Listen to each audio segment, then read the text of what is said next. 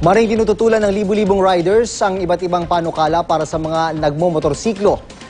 Kanina, nagsama-sama sila para ipakita ang pagtutol saan nila ipaglabag sa kanilang karapatan. May ulat on the spot, si Jay Sabale. Jay? June, naglabasan sa kalsada ng Metro Manila ang libu-libong riders para ipakita ang kanilang pagkakaisa laban sa mga panukalang gustong ipatupad ng gobyerno na ayon sa riders ay labag sa kanilang karapatan. Tutol ang grupo sa ilang panukala, kaya ng pagsusuot ng riders ng vest na may naka-imprentang plate number, pagbaban sa back ride, paggamit ng white helmet na ipaparehistro sa barangay at ang 30 km per hour speed limit. Maaga pa lamang ay nagtipon-tipon na sa iba't ibang syudad sa Metro Manila ang mga riders. Sa Valenzuela nga, mahigit 1,000 ang dumating, ang ilan mula pa sa Bulacan, Pampanga at maging sa Baguio. Mula sa Valenzuela, itumulak sila pa Quezon City Circle, kung saan ilang daang riders din ang nakaabang sa kanila. Nang makumpleto na, inikot nila ang circle bago pumuntang People Power Monument.